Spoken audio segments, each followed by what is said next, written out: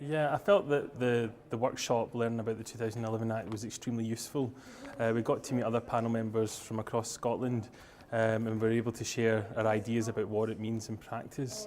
It was really good to understand that the role of a panel member has not changed fundamentally and that the principles of the system still exist. It's extremely comforting for panel members to know that we're valued in that way and that our role doesn't need to change. The fact that the Act has came in means that the Scottish Government has listened to what panel members and other stakeholders have said through the consultation. A lot of us recognise a lot of the measures within the Act and they're things that we've asked for because the hearing system had to change and those things will help us make decisions in the best interests of children. I think it's extremely important for panel members from across Scotland to meet with each other. We all sit in hearings in different buildings, in different types of communities, so it's really good for us to share what things we do in hearings, and it changes our practice because we all do things differently and we always try to improve.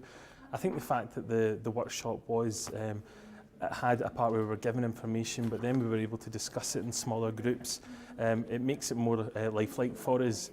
We're used to getting these sort of scenarios that reflect what we come across in real hearings, but it meant we could start to use the terminology and put into practice what it is that we'll be doing after June this year. It was a mixture of slightly frightening with the changes that there's going to be, interesting because you're finding out what all the new procedures are going to be, and also raised one or two questions about why weren't there certain changes that weren't in the Act.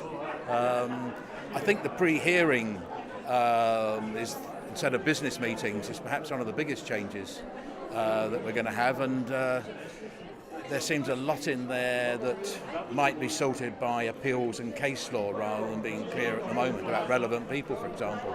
But it's all a learning curve.